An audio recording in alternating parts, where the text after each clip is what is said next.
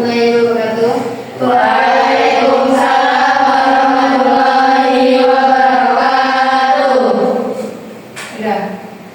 Bismillahirrahmanirrahim.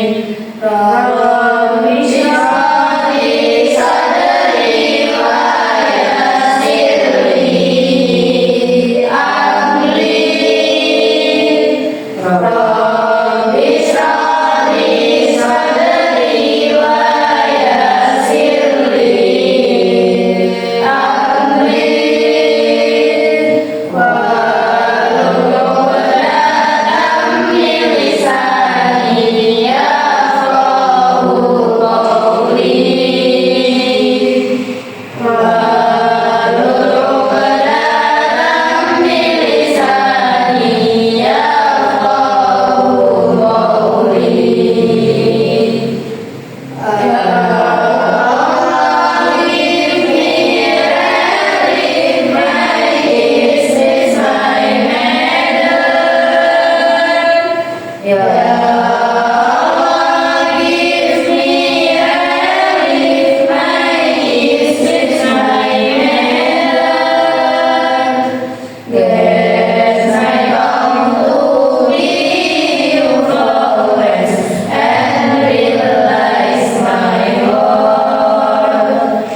Yes, I long to be influenced and realize my worth. A'udzu billahi minasy syaithanir rajim. Bismillahirrahmanirrahim. Alhamdulillahi rabbil alamin. Ar-Rahmanir Rahim. Maliki yaumiddin. Iyyaka na'budu wa iyyaka nasta'in. Ihdinas siratal mustaqim. Siratal ladzina an'amta 'alaihim ghairil maghdubi 'alaihim waladdallin.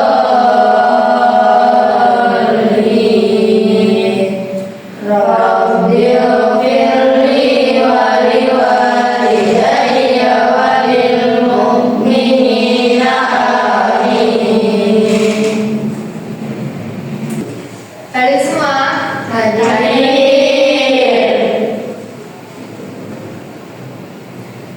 Coba anak-anak, siapa tadi pagi ketika bertemu dengan guru mengucapkan salam? Bagus. Mengapa kalian mengucapkan salam kepada guru? Karena mengucapkan salam kepada guru adalah untuk menghormati dan menghargai guru. Ya. Apa yang terjadi jika di sekolah tidak ada aturan sama sekali? Misalnya, siswa boleh masuk sesuka hati, boleh membuang sampah sembarangan, atau boleh berbicara seenaknya kepada guru. Apa yang akan terjadi? Jika di sekolah tidak ada aturan sama sekali, maka sekolah akan menjadi tidak tertib dan tidak nyaman. Siswa bisa datang terlambat sesuka hati, kelas menjadi kotor karena sampah dibuang sembarangan, dan guru tidak dihormati. Akibatnya kegiatan belajar mengajar tidak berjalan dengan baik, sering terjadi keributan, dan tujuan sekolah sulit tercapai. Nah, agar kehidupan menjadi tertib dan teratur, kita memerlukan aturan yang disebut dengan norma. Hari ini kita akan mempelajari materi tentang norma dalam kehidupan bermasyarakat. Setelah mempelajari ini, kalian diharapkan dapat menjelaskan pengertian norma, menyebutkan macam-macam norma, memberikan contoh penerapan norma dalam kehidupan sehari-hari.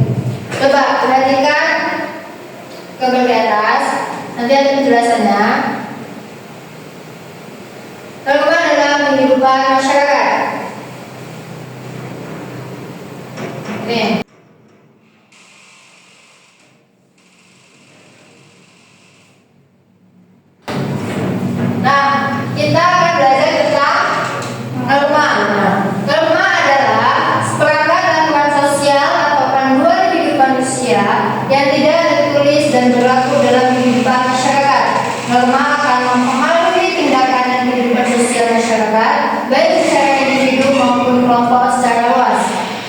tidak ada norma, kehidupan masyarakat bisa kacau. Maka dari itu, aturan dalam bentuk norma tetap dibutuhkan dalam kehidupan bermasyarakat. Selanjutnya, fungsi norma memberi batasan berupa perintah atau larangan bagi individu atau masyarakat dalam berperilaku. Norma memaksa individu maupun masyarakat menyesuaikan diri dengan nilai-nilai yang berlaku di masyarakat dan menjaga solidaritas antar anggota masyarakat. Dengan fungsi tersebut, maka norma perlu disosialisasikan karena memiliki peran yang penting dalam menunjukkan ketertiban sosial di masyarakat. Paham ya tentang fungsi norma? Selanjutnya ada jenis-jenis norma. Ada norma sosial, norma sosial, norma agama, norma kesopanan, dan norma hukum. Nah, pengertian dari norma kesusilaan yaitu peraturan hidup yang berasal dari hati nurani manusia, bersifat umum atau universal yang artinya dapat diterima oleh seluruh umat manusia. Contohnya, bersikap jujur dan menghormati orang lain. Selanjutnya ada norma agama. Pedoman yang berasal dari ajaran agama berfungsi untuk mengatur perilaku manusia berdasarkan keyakinan dan nilai-nilai religius. Contoh, menjalankan ibadah sosial keyakinan dan tidak mencuri. Selanjutnya ada norma sosial. Norma sosial adalah aturan tidak tertulis yang diterima oleh masyarakat, berfungsi untuk mengatur bagaimana individu seharusnya berperilaku dan berinteraksi dalam konteks sosial. Contohnya, menjaga kerukunan, membantu sesama antar famili. Selanjutnya ada norma kesopanan. Norma kesopanan adalah norma yang diadakan oleh masyarakat untuk mengatur pergaulan dengan dilandasi sikap saling menghormati. Contohnya, mengucapkan salam dan berpakaian sopan. Selanjutnya, norma hukum. Norma hukum adalah aturan yang dibuat oleh negara dan memiliki sanksi hukum jika dilanggar. Norma hukum bersifat memaksa, sanksinya berupa ancaman hukuman. Contohnya, mematuhi peraturan lalu lintas dan membayar pajak. Nah, kesimpulan dari norma-norma tadi adalah norma merupakan elemen penting dalam menciptakan kehidupan masyarakat yang harmonis dan teratur. Penerapan dan penegakan norma yang efektif dapat membantu menghindari konflik dan membangun masyarakat yang lebih baik. Nah, selanjutnya Ibu akan menampilkan video tentang jika di negara ini tidak ada aturan.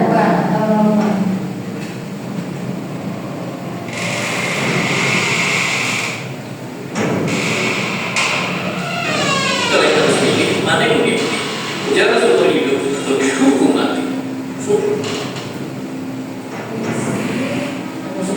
Kalau kalian harus pilih mana yang lebih penting, penjara seumur hidup atau dihukum mati.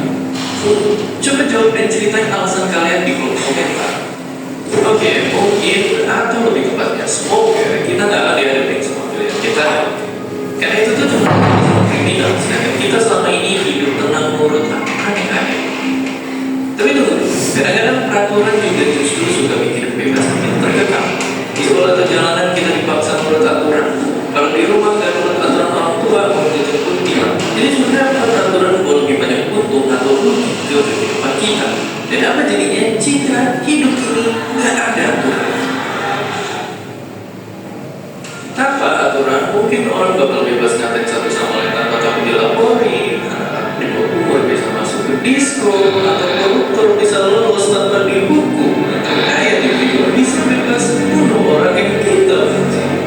Tapi kita harus sadar juga kalau wujud aturan itu gak cuma tertulis saja. Ternyata ada yang gak tertulis, kayak norma masyarakat. Selain seru.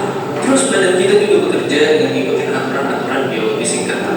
Dan sehari-hari kita ngomong pakai aturan berbahasa yang ngelatih kita biar gak update status gak jelas di orang-orang ini. Dan ya, ternyata melihat sekeliling selalu ada aturan di tiap sudut kehidupan. Tapi kenapa? Apa dunia yang tanpa peraturan itu mustahil ada?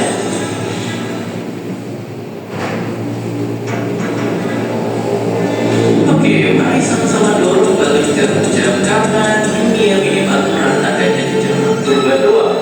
Gak usah hukum atau kekasa pun belum ada, cuma hukum alam aja yang berlaku. Tapi ternyata aturan itu terbentuk secara natural, biar spesies kita bisa saling bersekutu dan bertahan hidup. Contohnya lihat aja singa atau semut yang punya aturan sendiri dan tim individunya jadi bisa kayak kerjasama. Manusia pun juga sama. Dulu kita terdiri cuma sama beberapa puluh orang. Hukum sosial pun muncul dengan sendirinya dari masyarakat dan jadi faktor yang bikin kita bisa berhimpun dalam ribuan, bahkan jutaan dan membangun peradaban. Oke, begitulah coba. Tapi kalau sekarang bisa kita hidup kembali tanpa hukum? Misalnya gimana kalau nggak ada yang namanya pemerintah? Fakta menunjukkannya ada juga negara-negara yang sempat nggak punya pemerintahan. Contohnya Belgia, Spanyol, dan Irlandia Utara yang jalan berbulan-bulan bahkan tahun tanpa ada pemerintahan resminya. Dan yang lebih serem ada Somalia yang pertumpahan darah dari meletusnya perang saudara selama belasan tahun. Somalia nggak punya pemerintahan aktif yang bisa melindungi rakyatnya. Jadi ya, ibarat paradoks tanpa peraturan justru nggak ada kebebasan. Tapi saat peraturan yang ada malah nyakitin, ngerugiin atau bahkan mendiskriminasi banyak orang, itu bisa jadi senjata berbahaya di tangan mereka yang haus kuasa. Kalau gitu, jika teknologi bisa membantu masyarakat di masa depan jadi adil dan tertib, mungkinkah nanti kita bisa hidup bebas dan aman tanpa adanya pihak yang berwenang? Dan seperti biasa, terima kasih.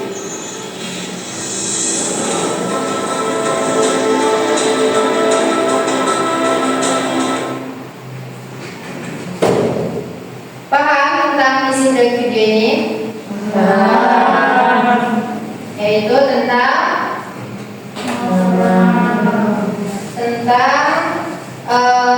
apa jadinya jika kita hidup tanpa aturan. Nah,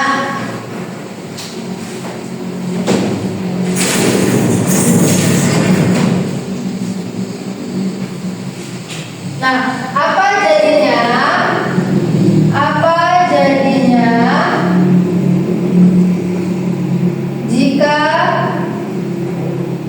kita hidup tanpa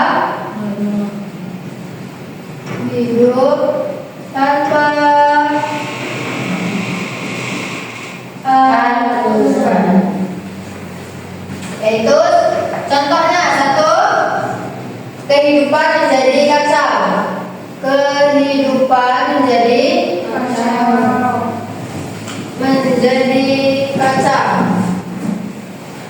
Nah, contoh kehidupan menjadi kacau yaitu orang bisa melakukan apa saja sesuka hati tanpa memikirkan orang lain. Kemudian tidak ada ketertiban dalam masyarakat.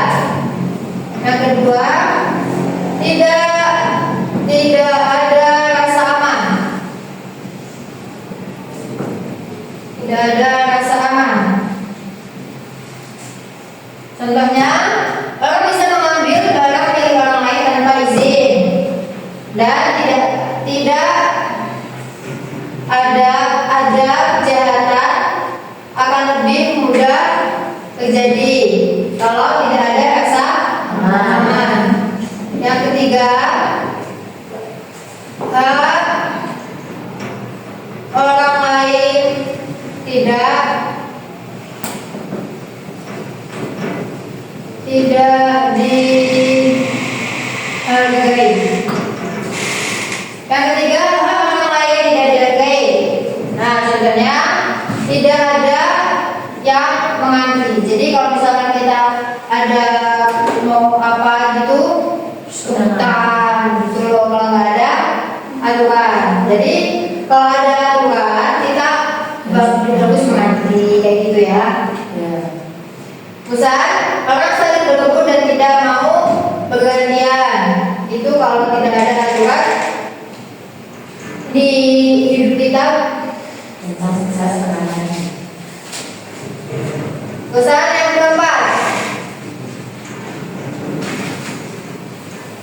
keempat, sekolah menjadi tidak tertib. Kita di sekolah ini ada aturan tidak? Sekolah ada aturan ya?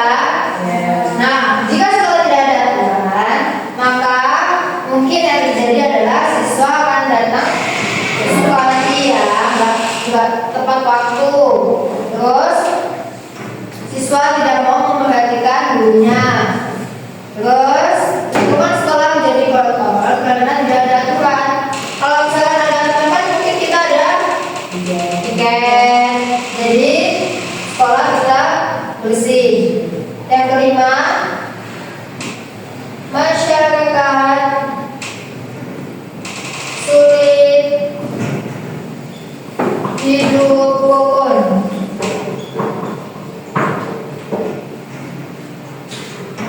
Contohnya masyarakat sulit hidup rukun adalah kalau tidak ada aturan, maka mungkin masyarakat akan satu sama lain akan punya konflik dan tidak ada rasa saling menghormati. Nah, contoh yang dekat dengan siswa yaitu bayangkan jika di sekolah tidak ada aturan, kalian boleh datang kapan saja, boleh berbicara saat guru menjelaskan, boleh membuang sampah sembarangan, dan boleh mengambil barang teman tanpa izin. Apakah kegiatan belajar bisa berjalan dengan baik? Tentu tidak. Sekolah akan menjadi tidak nyaman dan tujuan belajar sulit tercapai. Kesimpulannya adalah aturan atau norma dibuat bukan untuk membatasi kebebasan kita, tetapi untuk menciptakan kehidupan, keamanan, dan kenyamanan bersama. Tanpa aturan, kehidupan akan menjadi kacau dan banyak orang yang dirugikan. Selanjutnya ada tugas kelompok. Nanti dibagi ada 4 kelompok, satu kelompoknya 2 orang, 1, 2, 3, 4 ya. Ini nanti satu kelompoknya ibu kasih soal, kemudian ibu kasih waktu untuk berdiskusi tentang jawabannya, kemudian nanti kalian presentasikan ya.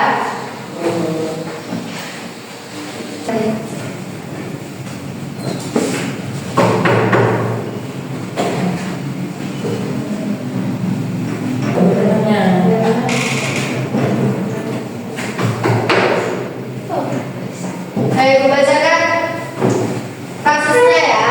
Untuk kelompok 1, Ahmad mendengar azan zuhur saat sedang bermain bersama teman-temannya. Namun ia memilih tetap bermain dan tidak segera melaksanakan sholat. Itu nanti sebutkan norma apa, urusan perilaku yang harus Ahmad lakukan apa. Urusan sebutkan 3 contoh dari norma itu tadi dari kasus yang ibu bacakan tadi ya.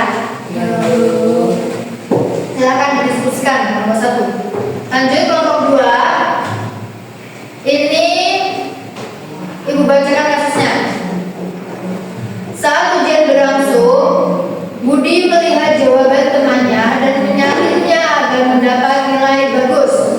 Nah, itu nanti dicari masuk norma apa, terus mengapa mencontek masuk pelanggaran norma, lalu sebutkan 3 contoh perilaku yang sesuai dengan norma tersebut. Paham ya nomor 2? Oh, sama katakan sama nanti berikan kesimpulannya ya. Kelompok 3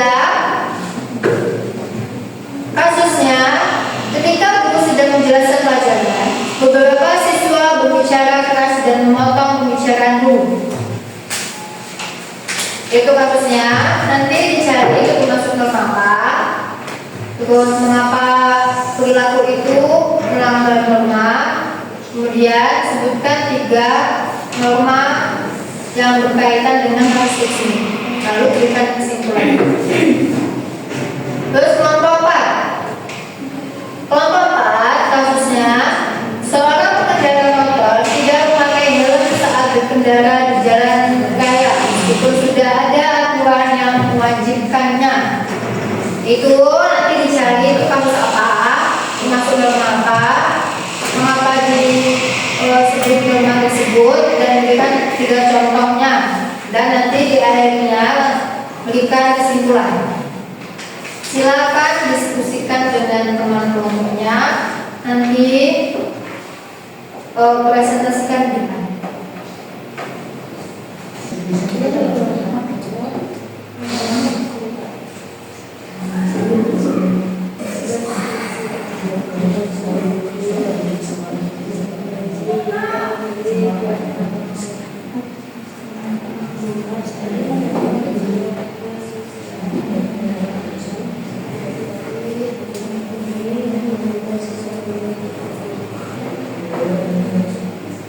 Baik, kelompok 1 sudah siap?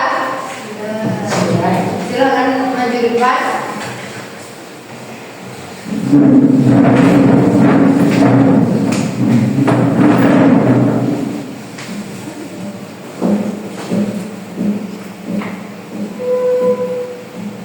Bacakan kasusnya. Ahmad mendengar azan subuh saat sedang bermain bersama teman-temannya. Namun ia memilih tetap bermain dan tidak segera melaksanakan sholat. Norma apa yang dilanggar Ahmad? Norma apa? Norma agama. Mengapa perilaku Ahmad termasuk pelanggaran norma tersebut? Karena Ahmad mengabaikan kewajiban sholat yang merupakan perintah agama. Ya. Apa yang seharusnya dilakukan Ahmad? Segera menghentikan pemainan dan melaksanakan semaksimal. Terus sebutkan 3 contoh norma agama yang bisa dilakukan di sekolah atau pesantren. Bisa sholat berjamaah, bisa baca Al-Quran, dan tidak ada. Nah, kesimpulan dari kasus tersebut adalah Norma agama mengatur hubungan manusia dengan Tuhan dan harus dilaksanakan dengan penuh kesadaran serta keimanan. ya. Nah, untuk kelompok 1 sudah.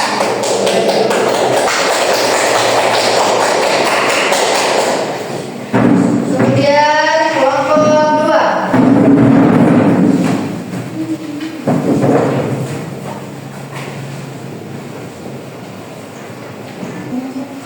Kelompok 2 silakan bacakan kasusnya.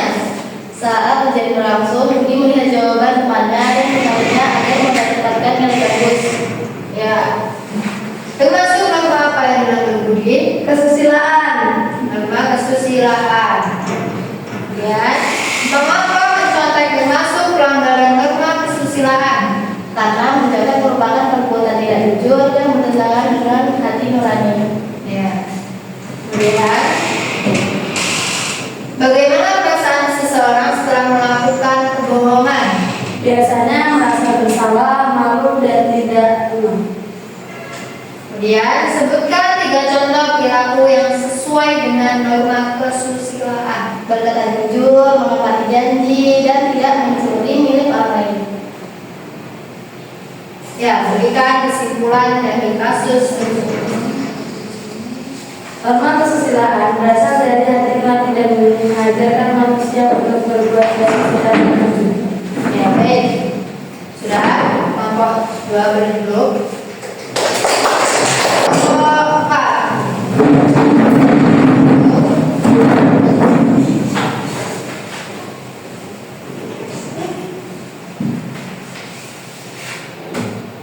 Bacakan kasusnya. Seorang pengendara motor tidak memakai helm saat berkendara di jalan raya meskipun sudah ada aturan yang mewajibkannya. Masuk norma apakah itu? Norma hukum. Mengapa aturan memakai helm harus dipatuhi?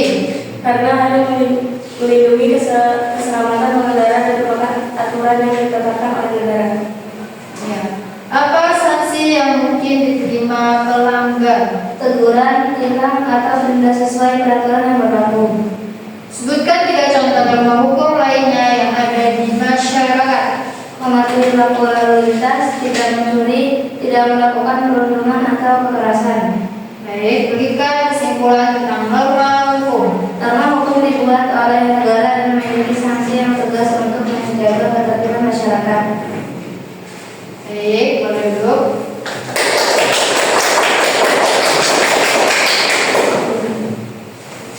Paham ya, dari keempat menjadi baik, dari keempat norma yang telah dipelajari, apakah semuanya penting? Ya, semuanya penting karena saling melengkapi dan mengatur kehidupan manusia. Apa yang akan terjadi jika masyarakat tidak mematuhi norma? Akan terjadi kekacauan ekonomi dan kehidupan menjadi tidak tertib. Norma apa yang paling sering kalian terapkan di lingkungan pesantren? Norma agama, norma kesopanan, dan norma kesusilaan. Mengapa kita harus menaati norma? Agar kehidupan menjadi tertib, aman, damai, dan harmonis. Baik, sudah paham ya? Jadi norma merupakan aturan yang mengatur perilaku manusia dalam kehidupan bermasyarakat. Norma terdiri atas norma agama, norma kesusilaan, norma kesopanan, dan norma hukum. Dengan menaati norma, kita dapat menciptakan kehidupan yang tertib, aman, dan harmonis, baik di rumah, sekolah, pesantren maupun masyarakat. Jadi anak, norma sangat penting dalam kehidupan karena membantu menciptakan ketertiban, keamanan, dan kenyamanan. Sebagai pelajar, kita harus membiasakan diri menaati norma baik di rumah, di sekolah, maupun di masyarakat. Baik, terima kasih atas partisipasinya hari ini. Kita ketemu lagi minggu depan. Silakan Bro.